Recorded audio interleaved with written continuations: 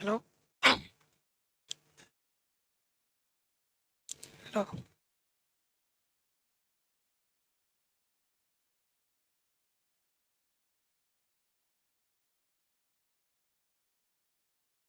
Hello.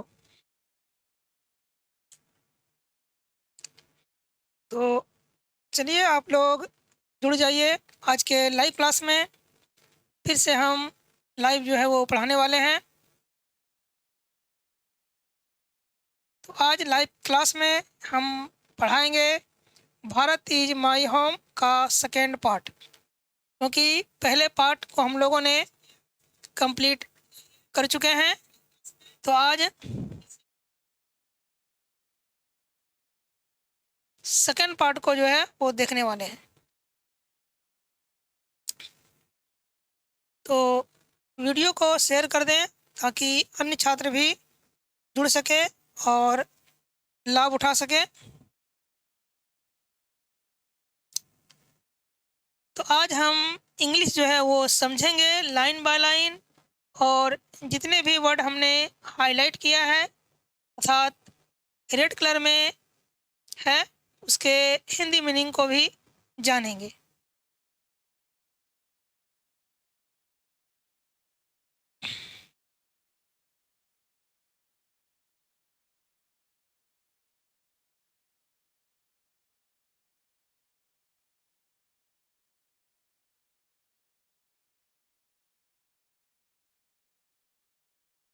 तो चलिए हम बस कुछ ही पल में अपना क्लास जो है वो शुरू करने वाले हैं। और आप लोगों को बता दें कि यदि आप लोग अंग्रेजी समझना चाहते हैं, क्लास 12 की तैयारी करना चाहते हैं, तो आप हमारे ऑफलाइन क्लास में भी जुड़ सकते हैं, जिसका एड्रेस जो है वो आपके वीडियो के नीचे दिया गया है, जहां से आप ऑफलाइन क्लास भी कर सकते हैं।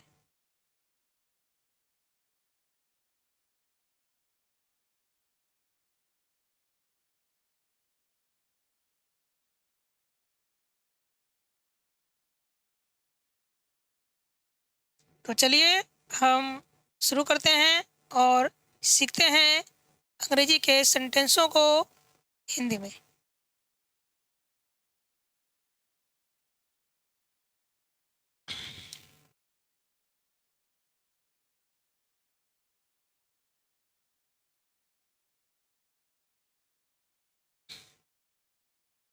तो जाकिर हुसैन के द्वारा यह जो लेसन है भारत इज माय होम, ये जो है रेम्बो 2 बुक का सेकंड लेसन है क्लास 12 का, और जिसके लेखक हैं जाकिर हुसैन।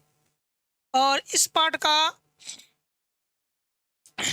इस लेसन का जो पहला पार्ट है हमने कंप्लीट कर दिया है।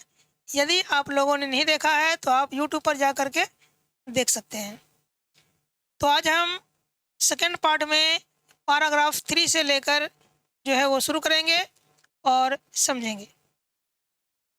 तो पैराग्राफ 3 हमारा है कि I can only assure you that I enter this office in a spirit of prayerful humility.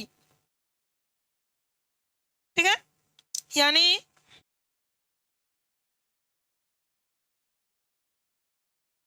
चलिए पहले हम कुछ जो हार्ड मीनिंग है उसके अर्थ को जान लें। एश्योर का मतलब होता है भरोसा दिलाना या विश्वास करना या आश्वासन दिलाना। स्पिरिट का मतलब होता है भावना से, और ह्यूमिलिटी का मतलब होता है मानवता। ठीक है, यानी जाकिर हुसैन जो है वो अपने भाषण में लोगों को संबोधित करते हुए कहते हैं कि I can only assure you that, मतलब मैं केवल आपको यह भरोसा दिला सकता हूँ या ये भरोसा दे सकता हूँ कि I enter this office in a spirit of prayerful humility and total dedication, यानी मैं इस ऑफिस में, इस कार्यालय में पूरी समर्पण के साथ और प्रार्थनापूर्ण मानवता की भावना के साथ प्रवेश करूंगा। इस ऑफिस में तो राष्ट्रपति जहां बैठते हैं उस ऑफिस में, क्योंकि राष्ट्रपति बनने के बाद जो जाकिर हुसैन थे, उन्होंने अपने भाषण में, प्रथम भाषण में यह जो है कहा था कि मैं अपने ऑफिस में या इस ऑफिस में प्रार्थनापूर्ण भावना के साथ और पूर्ण समर्पण के साथ प्रवेश करूंगा। And I have just taken the oath of loyalty to the constitution of India. Constitution का मतलब होता है संविधान, लॉयल्टी का मतलब होता है वफादारी, ओथ का मतलब होता है शपथ। यानी डॉक्टर जाकिर हुसैन कहते हैं कि मैंने अभी अभी भारत के संविधान के प्रति वफादारी करने की शपथ ली है। क्या ली है? शपथ ली है। ठीक है। It is the constitution of A comparatively new state. यानी यह जो है तुलनात्मक रूप से नए राष्ट्र का संविधान है। नए राष्ट्र का मतलब अभी भारत जो है आज़ाद हुआ था जब ये जाकिर हुसैन जो है भारत के राष्ट्रपति बने थे। तो इस नए राष्ट्र का जो है संविधान है, विच इट्स फ्री सिटीजन, जिसको इसके स्वतंत्र नागरिकों ने, सिटीजन्स का मतलब क्या होता है? तो सिटीजन्स का मतलब होता है नागरिक। ठीक है। तो जिसको इसके स्वतंत्र नागरिकों ने have for the first time in history, यानी इतिहास में पहली बार, फर्स्ट टाइम, फर्स्ट टाइम का मतलब पहली बार। तो इतिहास में पहली बार यानी कि भारत के जो स्वतंत्र नागरिक हैं, गिवन टू देम सेल्फ, यानी खुद को दिए हैं या खुद को समर्पित किए हैं। क्या चीज़? तो यह जो नया संविधान है इसको लोगों ने खुद को समर्पित किया है। आगे के लाइन में,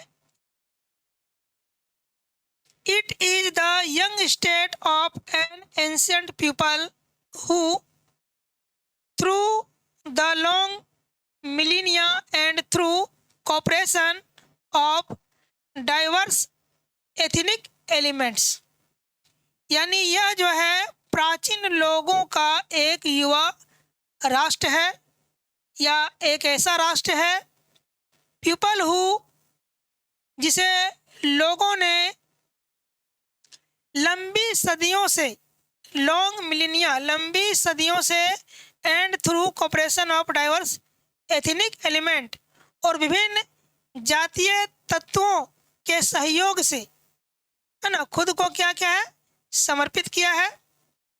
and have striven to the realize timeless absolute value in their own peculiar way, यानी भारत का जो संविधान है, यह संविधान प्राचीन लोगों का एक युवा राष्ट्र है, यानी भारत के बारे में बात हो रही है, और जिसे लोगों ने लंबी सदियों के बाद और विभिन्न जातीय समूह के सहयोग से अपने अपने तरीके से पूर्ण मूल्यों और जो टाइमलेस है, यानी ऐसी चीज़ें जो कभी समाप्त नहीं होती है, उसे पाने की कोशिश की है या उसे पाने के लिए कठिन मेहनत की है। आगे डॉक्टर जाकिर हुसैन कहते हैं कि आई प्लेज, मैं प्रतिज्ञा करता हूँ या शपथ लेता हूँ, माई सेल्फ, अपने स्वयं, to the service of those value, यानी उन मूल्यों की सेवा करने की, मैं स्वयं उन मूल्यों की सेवा करने की शपथ लेता हूँ।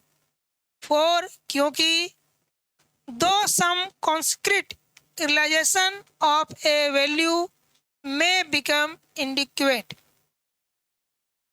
क्योंकि कुछ जो ठोस अनुभूतियां हैं ऑफ ए वैल्यू, मूल्यों की, यानी मूल्यों की जो ठोस अनुभूतियां हैं, इसके माध्यम से में बिकम इंडिक्वेट, यह पर्याप्त हो सकती है। यानी ठोस अनुभूतियां जो है यह पर्याप्त हो सकती है with the change of circumstance, परिस्थितियों के बदलने के साथ।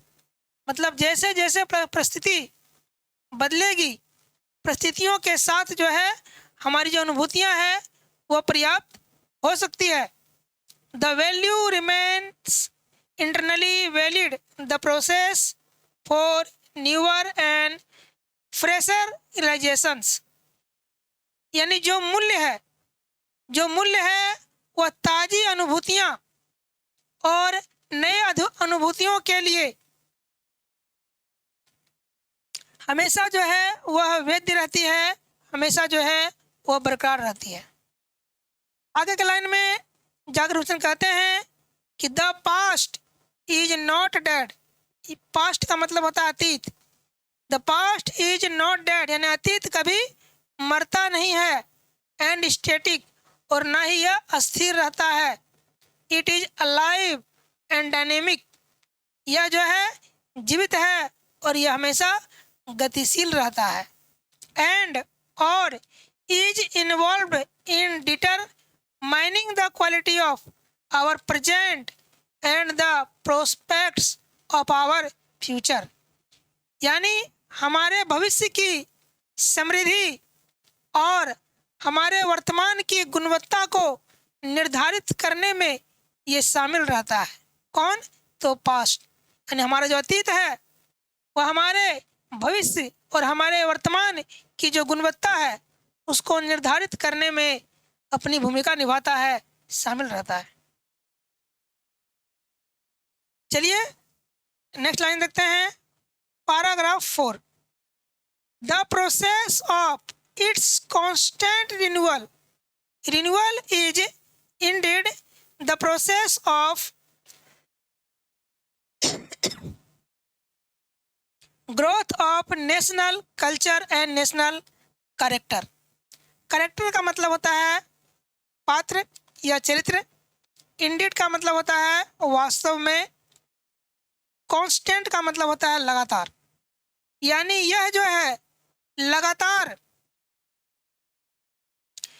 यानी इसकी जो लगातार नवीनकरण की जो प्रक्रिया है, प्रोसेस का मतलब प्रक्रिया, तो इसकी जो लगातार नवीनकरण की जो प्रक्रिया है वास्तव में भारतीय चरित्र या राष्ट्रीय चरित्र और राष्ट्रीय संस्कृति के विकास की प्रक्रिया है।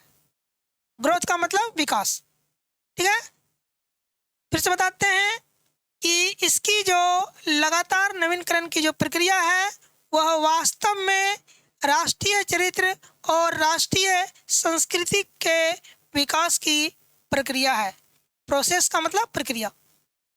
It is the business of education as I see it, जैसा कि मैं इसे देख रहा हूँ या मेरी दृष्टि में शिक्षा एक ऐसा कार्य है to minister this constant renewal, यानी शिक्षा का यही कार्य है कि इस लगातार नवीनकरण की जो प्रक्रिया है उसको बरकरार रखे, यानी उसको चलाता रहे, उसे संचालित करता रहे। आगे के लाइन में जाकिर हुसैन कहते हैं and I may be forgiven. Forgiven का मतलब होता है माफ करना। द प्रिजम्पशन का मतलब होता है अवधारणा। That my choice to this high office has mainly, यानी मुख्य रूप से, इफ नॉट इंटरनली, यदि आंतरिक रूप से नहीं तो, been made on account of my long association.